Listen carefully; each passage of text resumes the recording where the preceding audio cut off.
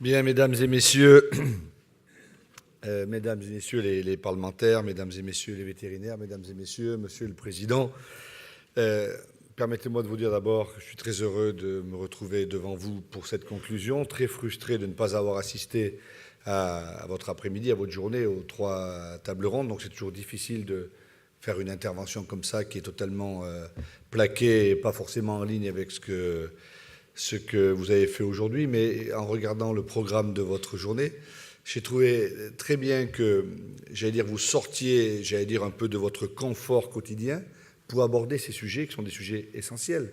La société, le bien-être animal, la relation humaine, et je pense que c'est quelque chose de très bien. À l'heure où, je crois, tous les sujets sur l'agriculture et la place de l'animal dans la société n'ont jamais été aussi prégnants. La dernière intervention de la représentante de la région l'atteste, mais je crois que de plus en plus nos concitoyens sont exigeants, ils ont raison de l'être, que leur exigence est irréversible, et c'est très bien pour la société, et que ce souci de vouloir toujours mieux, toujours plus, nous incombe et nous importe de répondre, nous les responsables politiques, et vous aussi, afin de répondre à ce qu'on appelle un peu vulgairement, familièrement, la demande sociétale. Mais cette demande sociétale n'est pas totalement déconnectée de la réalité. J'y reviendrai dans un instant. Et donc très heureux d'être devant vous. Profession riche, diverse par vos parcours, parce que vous faites, que vous soyez libéraux, que vous soyez salariés, fonctionnaires, praticiens, chercheurs, bref, tout cela fait partie de votre communauté, de la grande famille des vétérinaires, que vous soyez au contact d'animaux de compagnie, d'animaux d'élevage, de la faune sauvage, des pigeons dans les rues de nos villes. Votre profession, je dois vous le dire, et elles ne sont pas nombreuses comme ça, bénéficie d'une image très positive dans la société, vous le savez, mais il reste encore quelques professions comme ça où l'image reste positive, ce qui est assez rare ou de plus en plus rare. Peut-être parce que votre compétence est reconnue depuis très longtemps et elle est réelle, et aussi par rapport, et je pense que c'est très important, y compris ça nous ramène à ce dont nous voyons tous les jours maintenant avec le mouvement qui a démarré en octobre dernier, le maillage territorial, il fait pour beaucoup. Et je pense que les secteurs d'activité aujourd'hui qui sont épargnés par les revendications dites des gilets jaunes et ce qui se passe depuis le mois d'octobre, ce sont vraiment les secteurs pour lesquels on trouve ce service partout en France, dans toutes les régions, en ville comme en zone rurale. Et c'est le cas de votre profession, et je crois que c'est important. Et vous êtes, me semble-t-il, des acteurs incontournables de moi. Ce qui me tient vraiment à cœur, c'est la réconciliation entre l'urbain et le rural.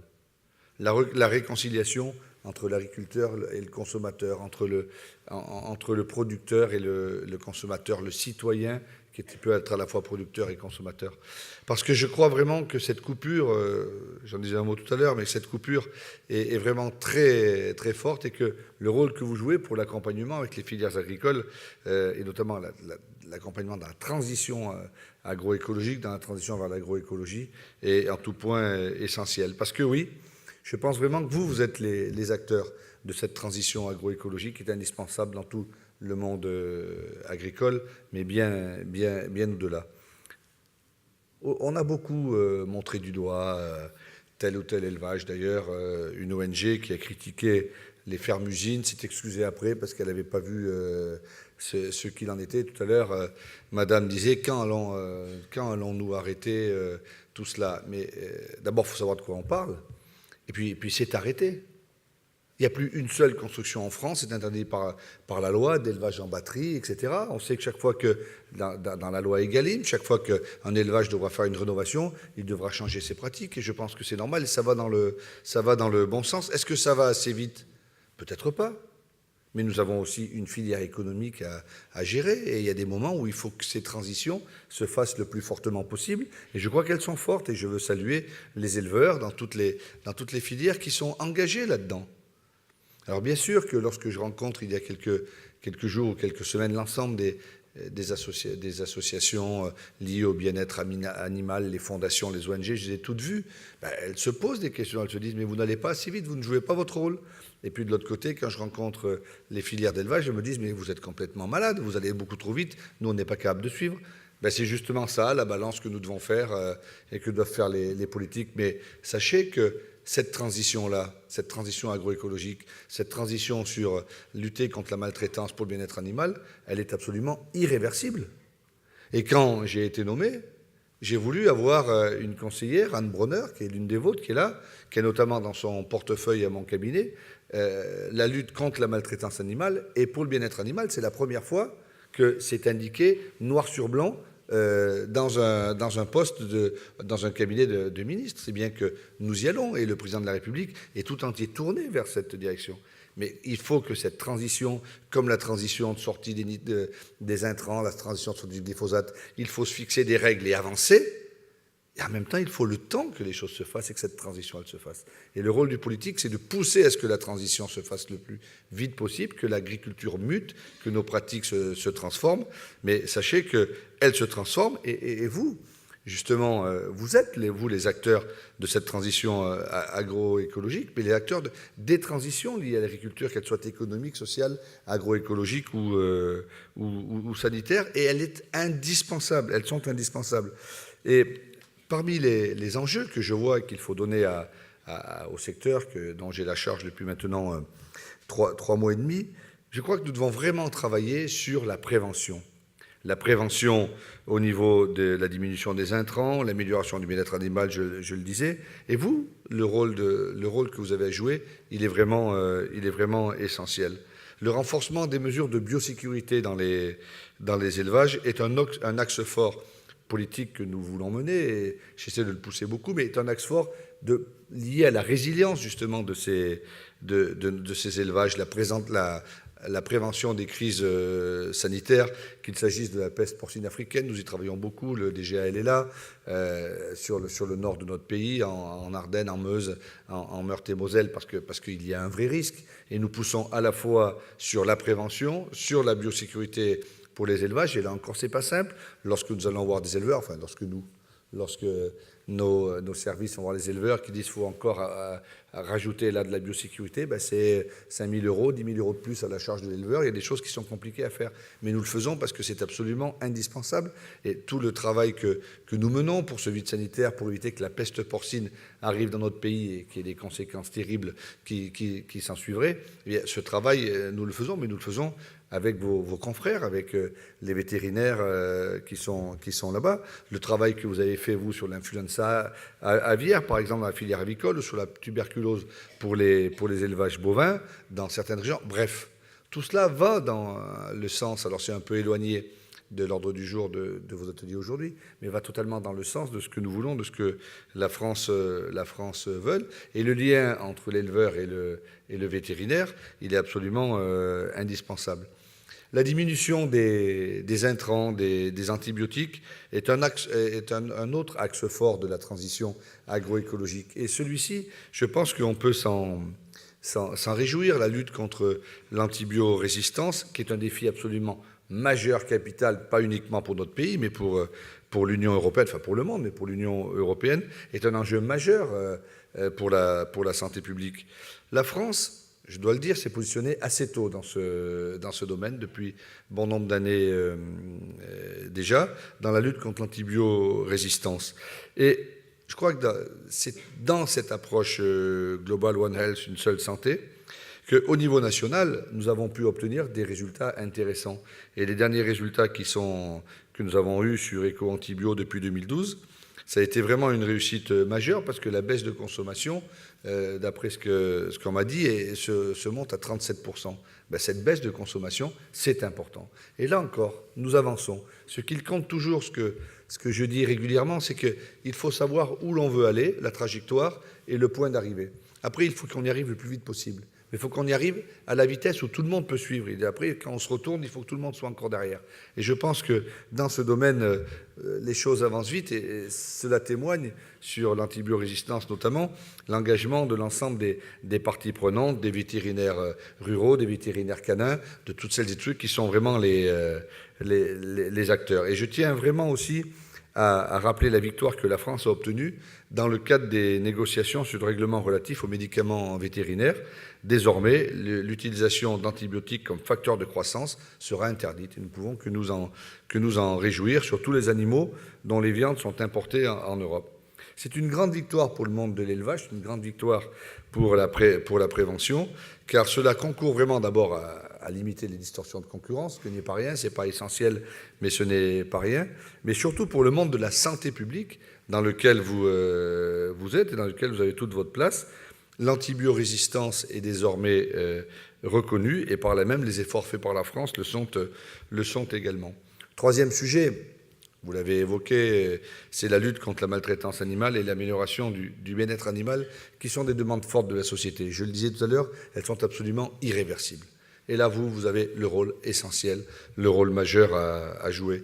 Les actes de maltraitance et de cruauté animale ne sont pas tolérables et j'ai appelé, dès ma prise de fonction, à la plus grande fermeté. Encore tout récemment, j'ai fait une information au préfet pour leur dire que dans chaque département, ils suivent ça. Mais sur le sujet du bien-être animal, et parce que je suis devant des vétérinaires, donc des scientifiques, je souhaite ramener tout de même à la rationalité dans le débat. Et par votre formation scientifique, vous, les vétérinaires, vous avez toute votre place à prendre. La notion de bien-être animal, c'est une vraie notion qui est reconnue, mais elle peut aussi parfois être subjective et subir le biais de l'anthropomorphisme. Alors, je ne veux pas lancer le débat parce que je sais que, surtout devant M. Bazin et M. Dombreval, je ne voudrais pas me faire reprendre. Je connais leur sensibilité à tous les deux et à vous également. Mais je voulais le rappeler quand même, parce que nous avons besoin de mettre un peu de rationalité et un peu d'aspect scientifique dans toutes ces réflexions, même s'il ne faut pas hésiter à avancer, notamment dans les abattoirs dont vous avez la charge. J'ai rencontré récemment dans un déplacement en Lozère deux de vos confrères, deux femmes qui disent « mais nous n'en pouvons plus le travail que nous faisons avec les abattoirs, nous n'avons pas assez de moyens, c'est compliqué, nous nous faisons taper dans tous les sens ». Et c'est vrai que c'est compliqué. Et nous devons, et dans la loi Egalim d'ailleurs, l'aspect maltraitance animale dans les abattoirs a été vraiment mis sur le devant de la scène. Il y a toute la partie rénovation des abattoirs, mais la possibilité de mettre des caméras de façon expérimentale, même s'il faut se poser la question, est-ce que la société dans laquelle on vit, c'est travailler tout le temps sous une caméra, mais le fait que chaque salarié d'un laboratoire peut être un lanceur d'alerte, que dans chaque abattoir, il y a une personne qui est responsable de la lutte contre la maltraitance et pour le bien-être animal, tout cela, il y a 10 ans en arrière, ça n'existait même pas, on n'aurait même pas envisagé. Donc cette évolution de la société, cette évolution qui est beaucoup liée aux ONG, et je crois qu'il faut les en remercier, mais qui est beaucoup liée aussi aux réseaux sociaux, aux photos qui peuvent être prises ici ou là, sont quelque chose de très important. Et c'est notamment le rôle qui est du Centre national de référence sur le bien-être animal mis en place en 2017 et piloté par l'INRA, va dans ce sens, afin de mobiliser la communauté scientifique pour objectiver cette notion, parce que je pense qu'il faut l'objectiver. Il peut y avoir des sentiments, des moments comme ça, mais il faut que nous gardions de la rationalité sur ce secteur. Et les vétérinaires dans les territoires sont autant de porte-parole, et ça c'est quelque chose que je demande fortement, pour ramener un peu de rationalité dans le débat et rappeler ce qu'est le métier d'éleveur à nos concitoyens.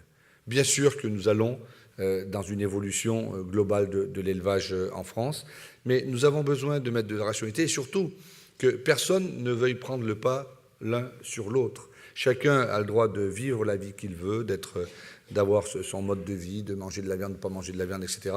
Je pense qu'il faut que la lutte pour le bien-être animal et contre la maltraitance soit la plus forte possible, et nous le faisons. Mais voilà, que chacun prenne un peu de recul là-dessus.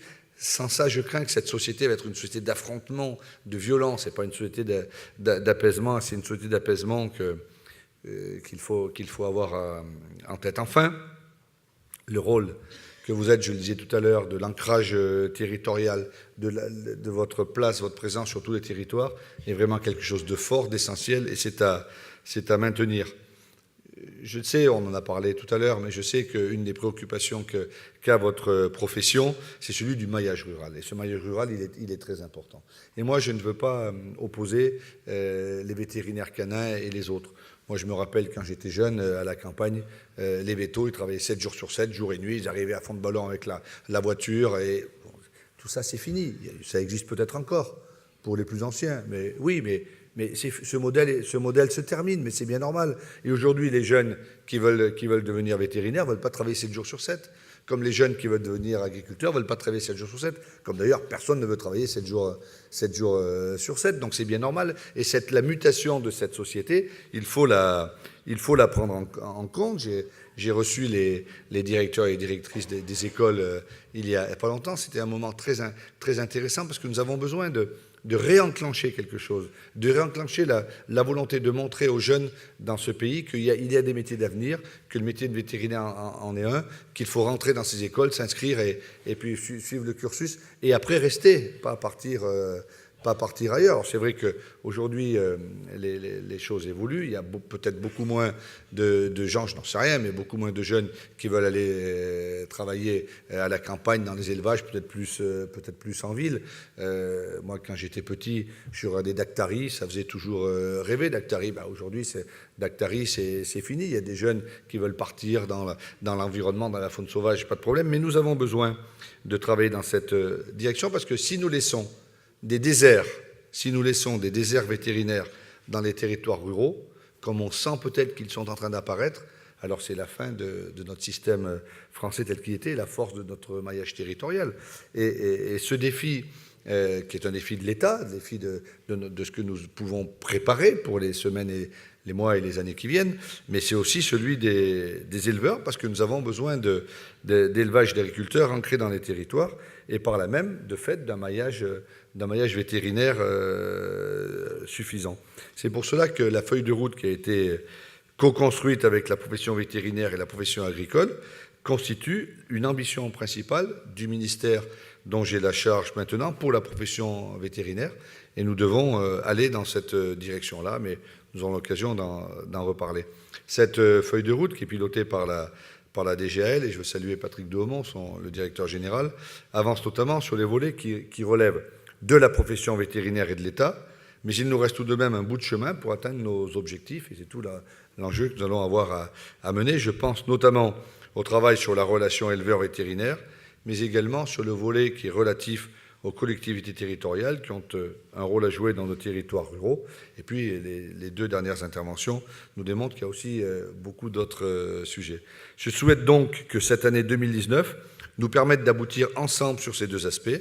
Je vais prendre contact très vite avec les représentants des collectivités territoriales sur le sujet. Et je souhaite que les discussions que nous puissions mettre avec les collectivités de la profession agricole et vous-même puissent aboutir pour que nous puissions demain assurer vraiment le bon maillage sanitaire sur tout le territoire.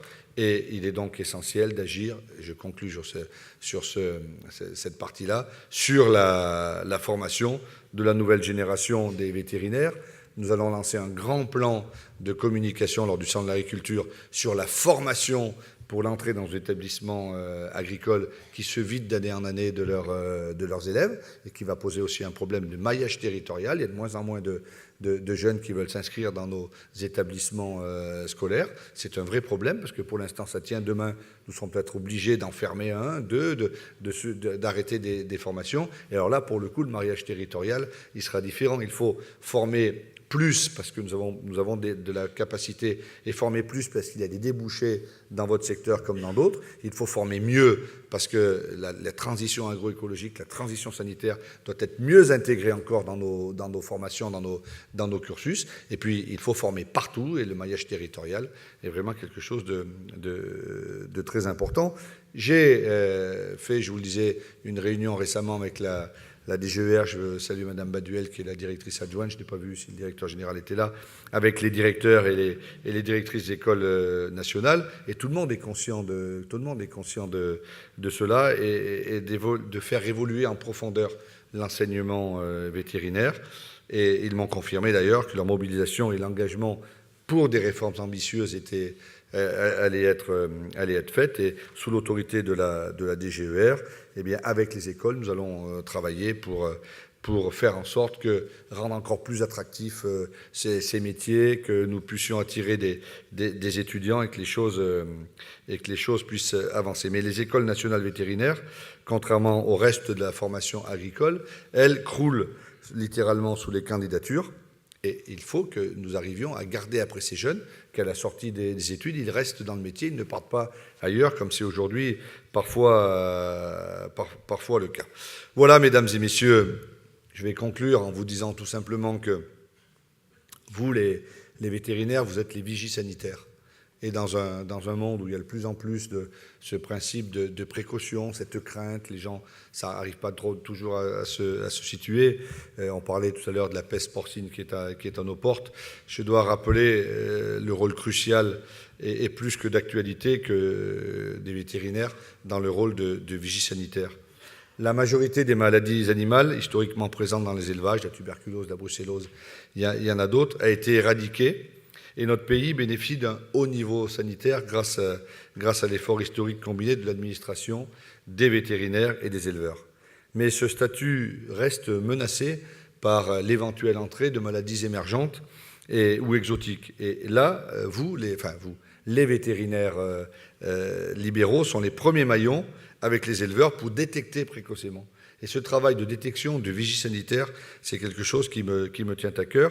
Cette détection est capitale pour pouvoir enrayer au plus vite les épizooties, qu'il s'agisse de la PPA ou d'autres. L'influenza aviaire, c'était fait. Et ce rôle de vigie, c'est celui vraiment des vétérinaires ruraux. Et je conclus ce par quoi j'ai commencé, mais également des vétérinaires canins, parce qu'il est hors de question d'opposer les deux, vétérinaires ruraux et vétérinaires canins. Je crois que nous commettrions une erreur phénoménale, d'abord parce que de plus en plus les vétérinaires canins se regroupent. On disait tout à l'heure, c'est assez rare maintenant le vétérinaire rural qui travaille seul 7 jours sur 7. Et on a besoin de cette, je sais pas comment on peut dire, cette interpénétration entre les uns et les autres pour maintenir ce maillage et que le travail puisse être fait. Parce que on peut avoir d'autres maladies, je le disais, et on a besoin de vous. Voilà, je voudrais vraiment vous remercier pour votre mobilisation forte des vétérinaires fonctionnaires, ceux qui travaillent pour le ministère, qui sont engagés à mettre en œuvre au niveau national, régional et départemental la politique portée par le ministère, puis vous toutes et vous tous. Votre profession est au carrefour du vivant, c'était le thème de votre journée.